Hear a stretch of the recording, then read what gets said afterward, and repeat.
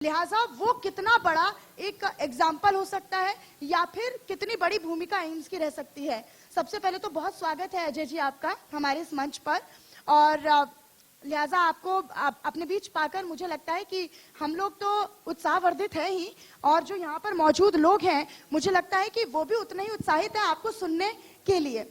सबसे पहले तो एम्स को लेकर, क्योंकि मध्य प्रदेश में एम्स खोलना, ऐसे राज्य में एम्स खोलना जहां पर ये कहा जाता था कि स्वास्थ्य सुविधाएं उतनी सुदृढ़ नहीं है, ग्रामीण इलाकों तक अगर हम बात करें तो अब से कुछ साल पहले तक स्वास्थ्य क्षेत्र में उतनी ज्यादा फैसिलिटीज, उतनी ज्यादा जो सुविधाएं थी, जो व्यवस्थाएं थी, वो ग्रामीण क्षेत्रों में नहीं थी। क्या वहां पर अभी पूरी तरीके से व्यवस्थित है चीजें? आपको क्या लगता है? आप सबसे पहले तो बहुत बहुत धन्यवाद। आपने मुझको इस मौके पे यहाँ पे आने का निमंत्रण दिया, इसके लिए मैं आभारी हूँ। आपके माध्यम से मैं ये कहना चाहता हूँ कि जहाँ तक मध्य प्रदेश में स्वास्थ्य सेवाओं का जो इस समय जो प्रेजेंट सिनेरियो है उसकी बात हम करें तो ये बात सही है कि बहुत सारे भारतवर्ष के स्टेट जो हैं उसमें जो हेल्थ सर्विसेज हैं वो जो डिफरेंट पैरामीटर्स होते हैं उनके हिसाब से हम लोग अभी उतने नहीं पहुंच पाए, हम लोग पीछे हैं। लेकिन मैं इस जो 2 साल से मैंने एम्स को देखा और एम्स के माध्यम से मैंने यहाँ की स्वास्थ्य सेवाओं को देखा, परखा, मेरा अपना ये मानना है कि जो रेट ऑफ ग्रोथ है, जो आगे बढ़ने की जो स्पीड है, वो कहीं बहुत ज्यादा फास्ट है। मतलब हम लोग ऐसा नहीं कि जो यहाँ की सरकार है, यहाँ की जो व्यवस्था है वो आगे बढ़ने के लिए प्रयास नहीं कर रही है। तो बहुत पैरामीटर्स ऐसे हैं जो हम अभी और इम्प्रूवमेंट कर सकते हैं, चाहे वो पेरिफेरी पे इलाज के हों, चाहे वो स्पेशलाइज्ड ट्रीटमेंट के हों या डायग्नोसिस हो। बहुत सारे एरियाज ऐसे हैं जो कि सुदूर हैं, जहाँ पे पहुंच नहीं है मॉडर्न मेडिसिन की, वहाँ सब एक्सप्लोरेशन होना चाहिए और काफी स्कोप है, लेकिन प्रयास चल रहे हैं और जल्द ही हम लोग इन पैरामीटर्स पे खरे उतरेंगे। डॉक्टर साहब, लास्ट टाइम आपसे मेरी बात हुई थी, आपने एक बड़ा नया कॉन्सेप्ट बताया था, वन स्टेट वन हेल्थ। तो ये जो कॉन्सेप्ट है इसका बेसिक क्या है और इस कॉन्सेप्ट के सहारे हम किस तरह से मध्य प्रदेश की जो स्वास्थ्य सेवाएं हैं, क्योंकि शहरों में तो हॉस्पिटल्स हैं, एम्स भी है, लेकिन ग्रामीण स्तर पर जो हॉस्पिटल्स हैं, जो डॉक्टर्स हैं, वो ट्रेन नहीं है। यही कारण है कि उनको बार बार शहर का रुख करना पड़ता है। आपने सही कहा कि एम्स भोपाल ने पहली बार शायद पूरे देश में पहली बार एक ऐसा प्रयास किया है जिसमें आपको पता है एम्स सेंट्रल गवर्नमेंट के अंडर में आता है और हम लोग डायरेक्टली स्टेट की हेल्थ जो डिलीवरी सिस्टम है उससे हम बहुत ज़्यादा संबंधित नहीं होते हैं। तो पहली बार हम लोगों ने एक ऐसा इनोवेटिव जो है स्टेप लिया है जिसमें हम लोगों ने ये देखा कि हमारे पास जो मरीज आते हैं वो बहुत ही गंभीर अवस्था के पेशेंट होते हैं, बहुत दूर से आते हैं, सिर्फ मध्य प्रदेश में ही नहीं बल्कि उत्तर प्रदेश, झारखंड, छत्तीसगढ़, राजस्थान, इवन महाराष्ट्र में नागपुर तक के पेशेंट हमारे पास आते हैं और हमारे तक पहुंचने में उनको काफ़ी समय लग जाता है, कई बार कई हफ्ते लग जाते हैं। तो जो छोटी बीमारी होती है जो आसानी से ट्रीट की जा सकती है, हमारे तक पहुंचते पहुंचते वो बीमारी का रूप जो है वो काफ़ी भयंकर हो जाता है। तो हम लोगों ने सोचा क्यों ना हम लोग सरकार के साथ, मध्य प्रदेश सरकार के साथ बैठ के कुछ ऐसी व्यवस्था करें कि जहां पे भी नियरेस्ट उसको ट्रीटमेंट लेने के लिए जो भी व्यवस्था है, चाहे वो पीएससी है, चाहे वो डिस्ट्रिक्ट हॉस्पिटल है या जो भी है सेंटर, वहां पे जाके जो ट्रीटमेंट की जो क्वालिटी है वो क्वालिटी वही हो जो कि प्राथमिक उपचार किसी भोपाल में किसी भी बड़े हॉस्पिटल में यदि होना है तो वो प्राथमिक उपचार की क्वालिटी स्टैंडर्ड वही होना चाहिए।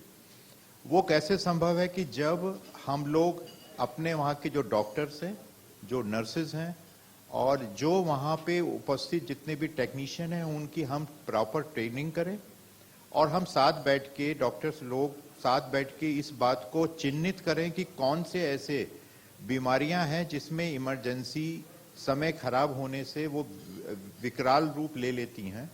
तो हम लोगों ने 118 डॉक्टर्स को एमपी के डिफरेंट कोनों से बुलाया। हम लोगों ने बैठ के एक ब्रेन स्टॉर्मिंग की।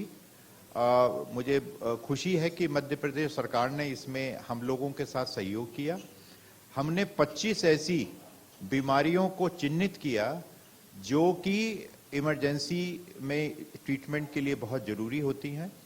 हमने उनके एक स्टैंडर्ड प्रोटोकॉल बनाया और हमने कहा कि यहां तक का ट्रीटमेंट यदि पीएससी पे पहुंचता है तो पीएससी देगी, इससे यहां से लेकर यहां तक जो पेशेंट जो ट्रीटमेंट है वो जिला अस्पताल दे। यदि किसी भी स्टेज में ये महसूस होता है कि पेशेंट को हायर सेंटर में जाने की आवश्यकता है तो ये ट्रीटमेंट देने के बाद ही वो हमारे पास भेजा जाए, जिससे कि जो गैप हो रहा है पेशेंट का वहां से चलना और हमारे तक पहुंचने में, उस गैप में पेशेंट को ट्रीटमेंट वही स्टैंडर्ड का मिले जो कि एम्स भोपाल में आने पे मिलता है। यही कंसेप्ट है वन स्टेट वन हेल्थ। और ये ना सिर्फ डॉक्टर्स नर्सेज की ट्रेनिंग से संबंधित है, बल्कि मेडिकल एजुकेशन का स्टैंडर्ड भी कैसे इंप्रूव किया जाए एमपी में, उस पे भी हम लोगों ने इस पे प्रयास किया है। यानी आप लोगों ने एक लेयर बांधने का प्रयास किया है कि लेयर दर लेयर, और उसके बाद जब ज्यादा जरूरत होगी तो एम्स का रुख किया जाए। अजय जी, लेकिन जब हम यहाँ पे चैलेंजेस की बात करते हैं, क्योंकि बहुत सारे बॉर्डर्स हैं मध्य प्रदेश के बाकी राज्यों से भी जुड़े हुए, वहाँ के भी लोग लिहाजा आपके पास आते होंगे उस दौरान, क्योंकि एक निर्भरता जो है एम्स को लेकर वो लोगों के बीच में बहुत ज्यादा है। बहुत ज्यादा लोग डिपेंडेंट हैं एम्स पर। अपने आसपास के वो चिकित्सालयों का रुख नहीं करेंगे, अपने आसपास के डॉक्टर्स का वो इतना रुख नहीं करेंगे। उनको इतना विश्वास है एम्स पर और एम्स के उन डॉक्टर्स पर और वहां पर मिलने वाली उन सुविधाओं को लेकर। लेकिन कहीं ना कहीं एक प्रेशर भी आप लोगों के ऊपर मुझे लगता है कि डेवलप कर देती है या फिर बना देती है। उस प्रेशर से आप किस तरीके से डील करने वाले हैं, उसको लेकर क्या कोई तैयारी है, क्या कोई प्लानिंग है कि आप किस तरीके से लोगों तक ये बात पहुंचाएंगे कि नहीं, पहले आप अपने लेवल पर जो आपके डिस्ट्रिक्ट हॉस्पिटल्स हैं, अगर आप वहां पर पहुंच सकते हैं तो तभी आप आइए, उसके बाद यहाँ का रुख कीजिए। ये बिल्कुल आपने सही कहा। ये हमारे लिए बहुत खुशी की बात है कि जब आप हमसे ये बताते हैं कि हमारे मरीज खुश हैं हमारी सेवाओं से और वो हमारे से ट्रीटमेंट करने के लिए आने की इच्छा रखते हैं। लेकिन साथ में ये भी आपने सही कहा कि इससे हमारे जो लिमिटेड रिसोर्सेज हैं उस पर बहुत ज़्यादा प्रेशर पड़ता है। और कोई भी एम्स इस पर्पस के लिए नहीं बनाया गया था कि वो किसी भी साधारण बीमारी के लिए मरीजों का इलाज करे।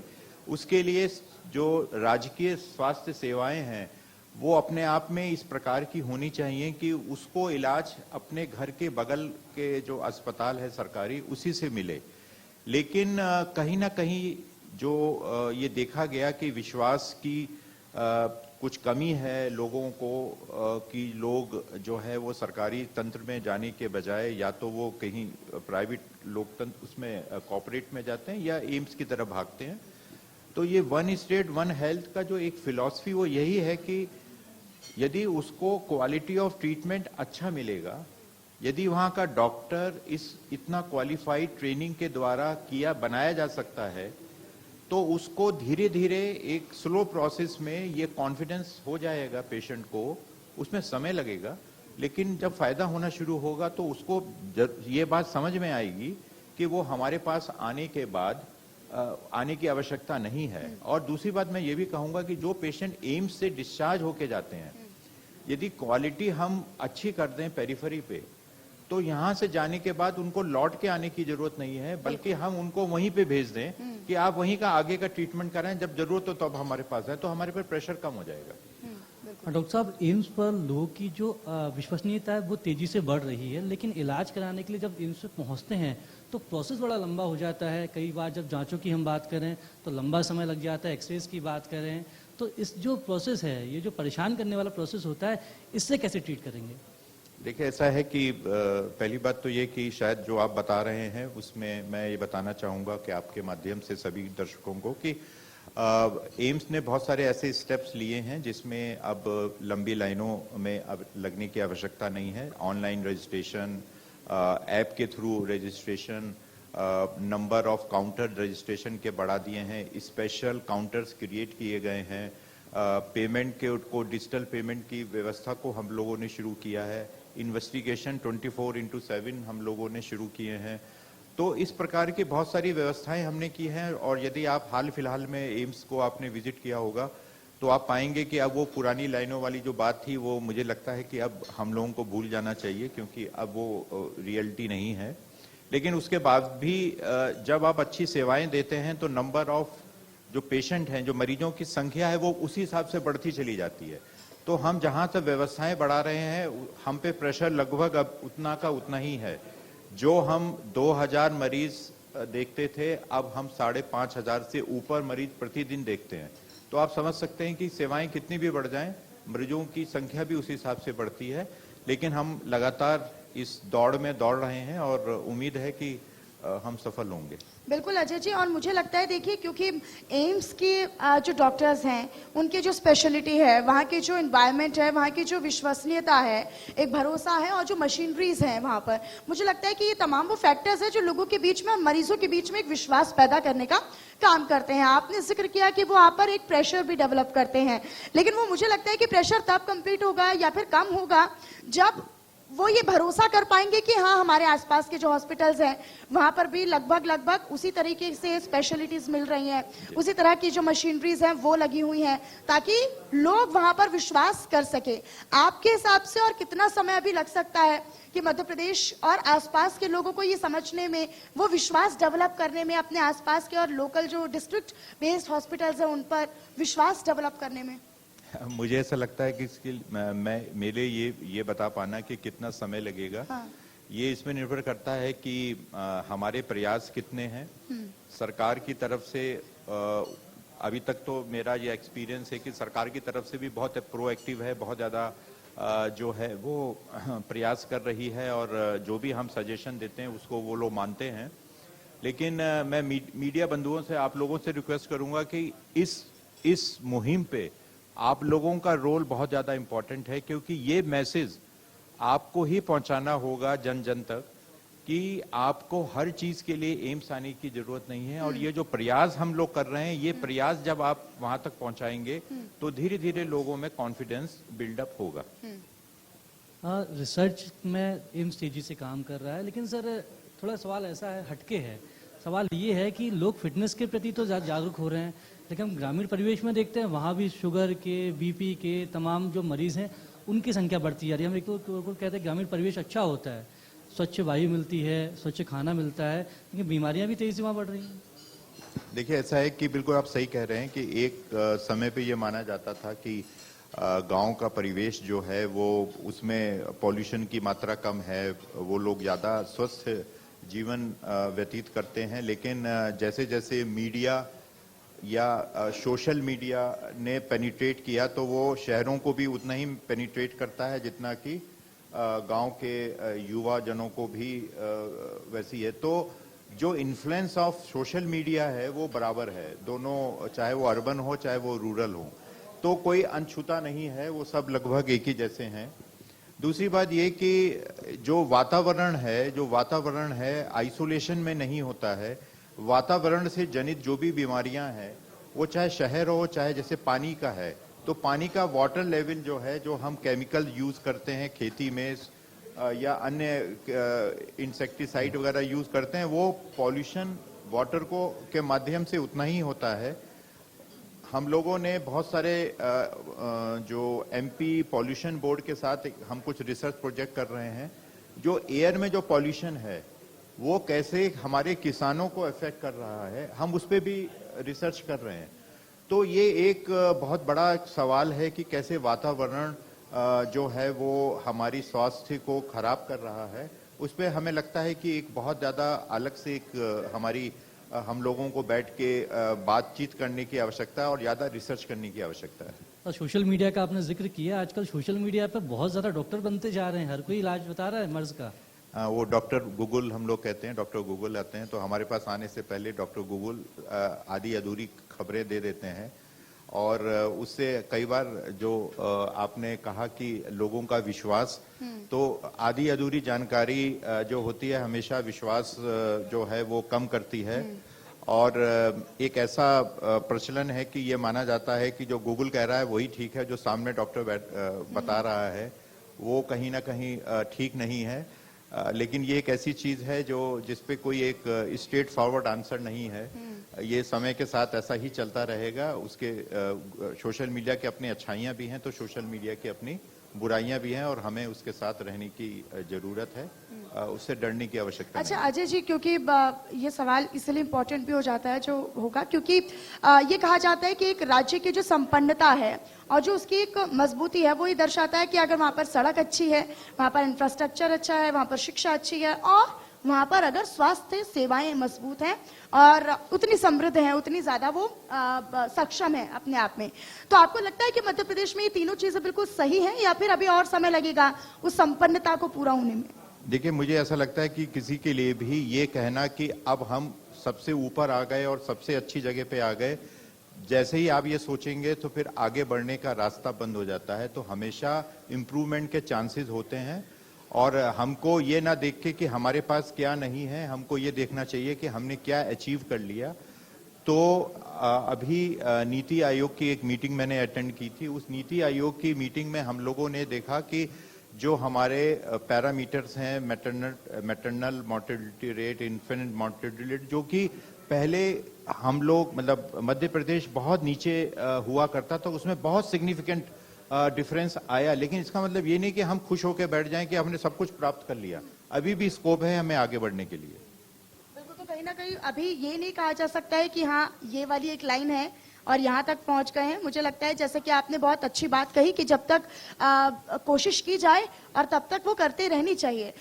लेकिन जब हम बात करते हैं तमाम उन प्रयासों की, उन तमाम दावे वादों की, क्योंकि सरकार तमाम इस तरह के प्रयास भी करती है और वो बड़ी प्रतिबद्धता के साथ आगे काम भी कर रही है इस पर कि वो ग्रामीण क्षेत्रों तक या फिर जो आर्थिक तौर पर उतने ज्यादा मजबूत नहीं है या फिर जहां पर व्यवस्थाएं जो थी वो पहुंच नहीं पाती थी, स्वास्थ्य चिकित्साएं पहुंच नहीं पाती थी। आपको लगता है कि अब उतना ज्यादा मुश्किलें या फिर अव्यवस्थित चीजें नहीं रही हैं, अब ज्यादा सरकारों के प्रयास से वो आसान हो गई हैं चीजें? बिल्कुल, मुझे ऐसा पूरा मेरा मानना है कि जो पिछले कुछ समय पे सरकार ने डिफरेंट एजेंसीज ने जो प्रयास किए हैं उसमें टेक्नोलॉजी के माध्यम से हम लोग सुदूर एरियाज को भी हम लोगों ने जो है वहाँ तक पहुँचे हैं। चाहे वो टेक्नोलॉजी के माध्यम से ई कंसल्टेशन हो, जिसमें हम लोग डॉक्टर से डॉक्टर टू डॉक्टर कंसल्टेशन, दूर से हम लोग टेली कंसल्टेशन हम लोग देते हैं। हम लोगों ने विदिशा में टेली आईसीयू की व्यवस्था शुरू की कि विदिशा के आईसीयू को हमने एम्स भोपाल के आईसीयू से जोड़ दिया कि वहाँ के सीरियस पेशेंट को यहाँ आने की आवश्यकता नहीं है। आपको वहाँ का सीरियस पेशेंट हमारे स्पेशलिस्ट से यहीं बैठे हुए उसको पूरी व्यवस्था को वो देख सकता है। बहुत सारी नई स्कीम्स खुली हैं जिसमें चाहे वो आयुष्मान कार्ड धारक हो या बीपीएल हो या और भी बहुत सारी कैशलेस स्कीम्स हैं, जिसके माध्यम से हम लोग दवाइयों को और ट्रीटमेंट को बहुत ही गरीब लोगों तक पहुंचाने में सफल हैं। अभी आपको पता ही है कि एम्स भोपाल ने ड्रोन व्यवस्था भी शुरू की है, जिसके माध्यम से हम लोगों ने ऐसे सुदूर जगहों पे जो कि ट्राइबल एरियाज हैं वहाँ पे पहुंचे हैं हम लोग, जहाँ से ना सिर्फ हम उनको दवाइयाँ जैसे कि एंटी स्नेक विनम है या और भी जान बचाने वाली दवाइयाँ हैं वो हम वहाँ पहुँचाते हैं, बल्कि वहाँ के ब्लड की इन्वेस्टिगेशन भी हमारे यहाँ हो जाए उनको भी हम करते हैं। तो ये बहुत सारे प्रयास ऐसे हैं जो धीरे धीरे हम सुदूर जो जनता है जिनको जरूरत है वहाँ तक हम लोग पहुँच रहे हैं। सर, ड्रोन का जो इनोवेशन था वो आपका ही इनोवेशन था, आप इस प्रोजेक्ट को लेकर आए थे। आपने मेडिकल के क्षेत्र में काफ़ी काम किया है, न केवल मध्य प्रदेश बल्कि मध्य प्रदेश के अलावा दूसरे राज्यों में भी काम किया है। मेडिकल टूरिज्म एक बड़ा शब्द बनकर उभरा है, तो मध्य प्रदेश में आप मेडिकल टूरिज्म सस्ता इलाज मध्य प्रदेश में मिल सके, इसकी संभावना किस तरह से देखते हैं? इसकी संभावना पूरी है और मुझे ऐसा लगता है कि हम लोग जो एम्स में रह के हम लोग एम्स में रहते हुए भोपाल को एक जो मेडिकल टूरिज्म का हब है उसके लिए हम बना सकने में पूरी तरीके से हम लोग सक्षम हैं। हम लोग बहुत ही सेफ तरीके से बहुत ऐसी कॉम्प्लेक्स बीमारियों का इलाज कर रहे हैं, चाहे वो हार्ट से संबंधित हो, चाहे वो रिप्लेसमेंट हो। आपको पता ही है किडनी रिप्लेसमेंट हम लोगों ने किया और बहुत ही सस्ती दर पे हम लोगों ने उसका इलाज किया। तो हमारे पास बहुत ज़्यादा क्वालिटी की कैंसर व्यवस्था के लिए हमारे पास बहुत हाई क्वालिटी की मशीन्स हम लोगों के यहाँ लगा रहे हैं। तो मुझे ऐसा लगता है कि मेडिकल टूरिज्म जो है वो कोई एक दूर का सपना नहीं है, वो बहुत पास का सपना है। और ऑलरेडी आप टूरिज्म की बात करें तो मुझे लगता है कि किसी दूसरे देश के बजाय यदि हम दूसरे प्रदेश से भी अट्रैक्ट कर पा रहे हैं, वो भी टूरिज्म का ही पार्ट है। बिल्कुल। और कहीं ना कहीं ये काफी महत्वपूर्ण हो जाता है कि जिस तरीके से प्रयास है वो लगातार हो रहे हैं, और मध्य प्रदेश जैसे राज्य में एम्स खुलना मुझे लगता है कि अपने आप में एक बहुत बड़ी उपलब्धि भी हो जाती है, और साथ ही साथ यहाँ पर जो स्वास्थ्य के लाभ हैं वो लगातार लोगों तक पहुंच रहे हैं। तो हमारे साथ इस स्पेशल सेशन में इतना ही। हमारे साथ मौजूद थे डॉक्टर अजय सिंह जी, जो कि डायरेक्टर हैं एम्स के, और मुझे यकीनन भरोसा है कि जहाँ पर इतने भी लोग होंगे, चाहे आपने ड्रोन की व्यवस्थाओं की बात की है या फिर मेडिकल टूरिज्म की बात की है, आपने बताया है कि वन स्टेट वन हेल्थ को लेकर क्या तैयारी है, क्या रोड मैप है, क्या योजना है, क्या मिशन है। मुझे लगता है कि लोगों को काफी हद तक ये समझ में आया होगा, और लोगों को समझ में भी आया होगा कि मध्य प्रदेश में एम्स खुल जाना, मुझे लगता है कि ये बहुत बड़ी बात हो जाती है। इस सेशन को हम यहीं पे विराम देते हैं, और एक स्मृति चिन्ह देने का मैं मनु जी से आग्रह करूंगी कि वो मंच पर आए और स्मृति चिन्ह देकर, मोमेंटम देकर वो डॉक्टर अजय जी का सम्मान करें। और देखिए, जब डॉक्टर्स का सम्मान होता है तो मुझे लगता है कि इस मंच पर सम्मान लेने वाले से ज्यादा सम्मानित और गौरवान्वित सम्मान देने वाले को महसूस होता है।